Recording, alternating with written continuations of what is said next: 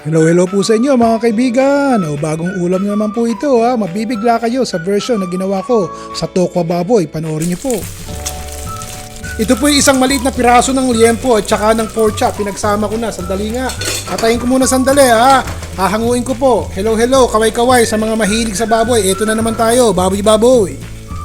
Tanggalin ko muna ha. Pasensya na, nasunog yung konti Pasensya na. Nagmukha tuloy tusino tong baboy. Pwede na yan. Sindihan ulit natin yung apoy. Unahin ko na po itong talong. Prito natin sandali ha. Kung nag-i-enjoy po kayo sa mga videos na ipinopost ko, pwede po ba help me grow my YouTube channel by clicking the like and also subscribing. Salamat po. Isasama ko na po itong bahagyang naipritong tokwa. Ito pong tokwan to, pag binili ko, prito na.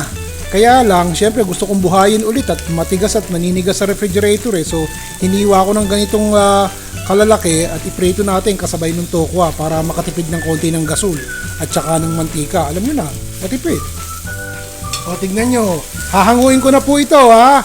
Bahagya lang naluto ng konti yung ating talong pero yung tokwa mainit na.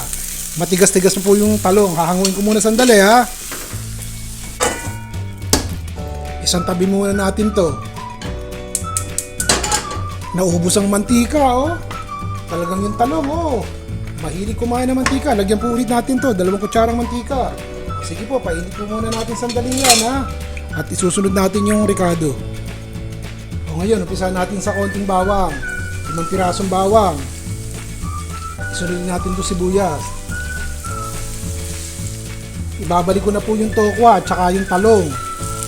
Ayan, sangkutsahin natin. Hayaan natin maluto kasama yung bawang at saka yung sibuyas. Ayoko kasi na prituhin na dire-diretso yung ating talong kanina kasi yung lasa ng bawang at sibuyas baka hindi kumagat. So, sinangkutsa ko ng sandali.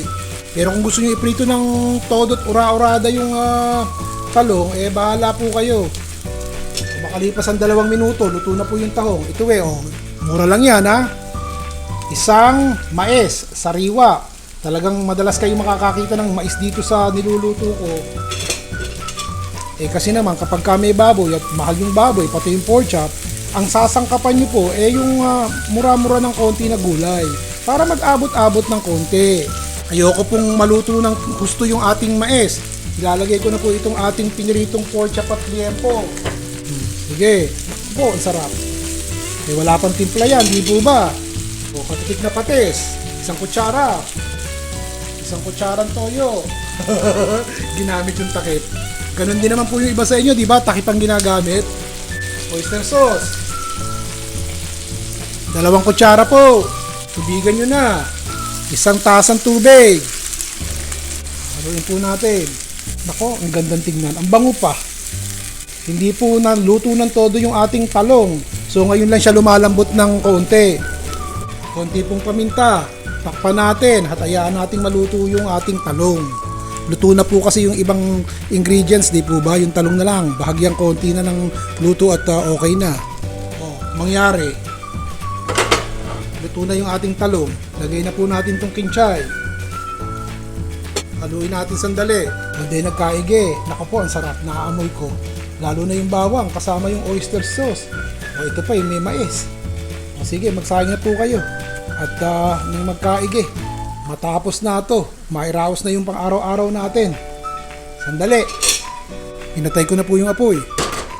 Kung hindi naman po aabot sa pagbili ng baboy, ang pang-araw-araw nyong panggastos, kung lulutuin itong ulam na to, siguraduhin nyo lang po na may kasamang tokwa. Lakihan nyo po yung hiwa ng tokwa at ipinrito nyo talagang tostado. Sa susunod, ganun din ang gagawin natin. Mga ulam na mabilis lutuin para hindi kayo nanghuhula sa kusina. Ayos, si Ron Bilaro po.